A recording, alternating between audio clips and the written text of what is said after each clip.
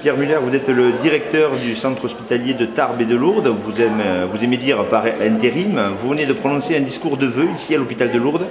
Vous avez mis l'accent sur une collaboration publique-privée. Est-ce que vous pouvez nous en dire un petit peu plus sur ce que vous entendez, une collaboration publique-privée pour le département des Hautes-Pyrénées? Oui, je crois que le département des Hautes-Pyrénées, comme beaucoup de départements français, souffre aujourd'hui d'une problématique de maintien de l'offre sanitaire, qu'elle soit publique ou privée, du seul fait de la démographie médicale. Je pense que autant le secteur public que le secteur privé, je pense aux médecins libéraux spécialistes qui travaillent dans les cliniques, mais je pense aussi aux médecins généralistes. Nos régions, les régions les plus rurales d'ailleurs, souffrent d'une démographie extrêmement défavorable. Et qu'il me semble aujourd'hui que pour préserver une offre sanitaire de qualité, il faut unir nos forces et unir nos destinées en préservant les intérêts de chacun dans une logique gagnant-gagnant. Il ne s'agit pas, comme on l'entend dire de ci de là, de se vendre au privé ou que le privé se vende au public, mais d'unir nos forces dans un intérêt commun et dans une logique gagnant-gagnant. Donc on peut imaginer à l'avenir un hôpital commun, public-privé, qui travaillent ensemble. On peut imaginer un pôle de santé public-privé.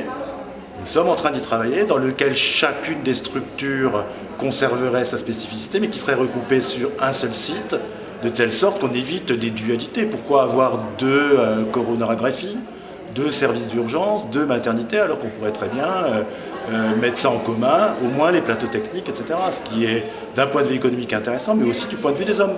Ça permettrait de limiter le nombre de gardes des médecins et d'être beaucoup plus attractif pour les jeunes médecins demain. Voilà, donc je crois que c'est une logique, encore une fois, gagnant-gagnant, mais dans laquelle chacun garde sa spécificité. Le secteur privé ne fonctionne pas tout à fait de la même façon que le service public, et inversement. Il fonctionne sur des logiques différentes, ce qui n'interdit néanmoins pas des coopérations intelligentes. Vous pensez que demain, le privé viendra renflouer si le secteur public soit un petit peu difficile? Vous pensez que les médecins qui travaillent dans le privé seront capables de baisser leur niveau de salaire ou leur rémunération pour venir en aide au public? L'objectif aujourd'hui, c'est de répondre aux besoins, aux besoins sanitaires, aux besoins de la population.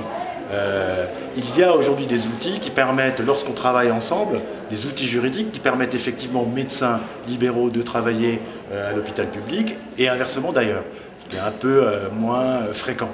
Et donc il faudra qu'on utilise l'ensemble de ces outils de telle sorte qu'effectivement tout médecin puisse apporter sa contribution aux soins du patient, aux soins de l'usager. Et dans un cadre de service public, c'est-à-dire dans une logique qui est bien celle du service public, avec la neutralité financière, etc. et l'accès à toutes les populations aux soins, etc. Donc vous pensez que c'est tout à fait possible d'allier le privé et le public aujourd'hui? Je pense qu'il y a des expériences qui sont menées dans d'autres endroits en France qui sont extrêmement intéressantes et qui sont couronnées de succès aujourd'hui. Et qui ont permis souvent de sauver tout simplement des activités. Car aujourd'hui, ce qui peut être menacé, c'est la disparition de segments entiers d'activités, que ce soit aussi bien dans le public que dans le privé. Je ne crois pas, et venant d'autres endroits et beaucoup voyagé en France, je ne crois pas au fait que 3 maternités dont aucune ne dépasse plus de 700 accouchements par an soit viable dans les 5 ans à venir. Donc le risque à vouloir faire seul, c'est qu'il n'y ait plus du tout de maternité en Haute-Pyrénées. Alors que unir nos forces permettrait d'avoir une grosse maternité dans le cadre d'un pôle de santé public-privé en Haute-Pyrénées pour préserver cette activité, la proximité des soins et la qualité des soins dans le département. D'autres exemples existent en France, il n'y a pas de raison qu'en Haute-Pyrénées on ne soit pas capable de faire des projets aussi intelligents que cela. Il y a quelques semaines ou quelques mois, le dossier de l'âne avait l'air de dire que le dossier était ficelé, qu'il était terminé, qu'il avait été budgétisé. Et puis aujourd'hui, 4 dossiers sont en lice. Le maintien de Tarbes et Lourdes, mais je crois que celui-là est rapidement abandonné financièrement. Un hôpital commun à l'âne public, 100% public. Un hôpital commun à l'âne public-privé. Et puis, une 4e hypothèse, un hôpital public-privé à Tarbes, à côté de la clinique Pyrénées-Bigorre. Alors, quel serait pour vous, qui êtes le directeur, et vous qui allez sûrement assister à toutes ces réunions, quelle est votre position aujourd'hui sur ces 4 dossiers, sachant que bon, le premier, on a dit, il a du plomb dans l'aile? Je crois que ce qui a du plomb dans l'aile, il faut vraiment qu'il ait du plomb dans l'aile, c'est le maintien du statu quo actuel. Si rien ne se fait aujourd'hui, je crois véritablement que l'ensemble des établissements est autant public que privé, mais je ne voudrais pas m'avancer sur le privé, je ne suis pas directeur du privé, mais quand on voit ce qui se passe ailleurs en France, risquent et sont menacés. Et donc c'est l'organisation sanitaire entière qui est menacée. Donc effectivement, j'exclurais comme vous le statu quo. C'est pas possible, ce serait vraiment suicidaire. Maintenant sur les autres projets, qu'est-ce qui nous est demandé, qu'est-ce qui m'est demandé à moi en particulier? Je travaille très étroitement avec le directeur de l'ARS à ce sujet, c'est d'étudier les diverses possibilités et de faire un point sur avantages et inconvénients des diverses solutions.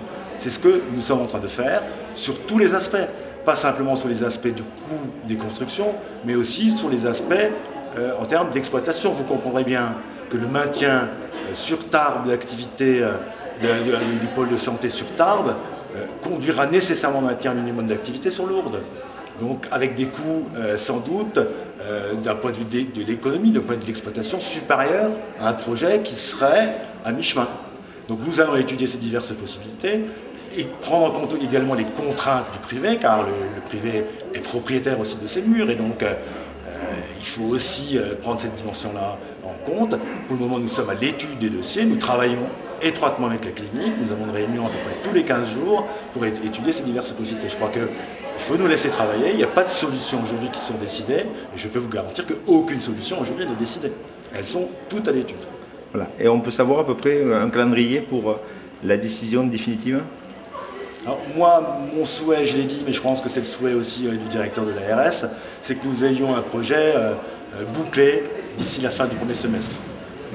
C'est une urgence car il faut être prêt pour déposer un dossier dans le cadre d'une ouverture d'une troisième tranche potentiellement d'hôpital 2012 au deuxième semestre, et c'est un lourd dossier à déposer. Il faudrait vraiment que nous mettions d'accord sur un projet au cours de ce premier semestre. Voilà, donc résultat, début de l'été. Début de l'été. Merci beaucoup, M. Villard. Je vous en prie.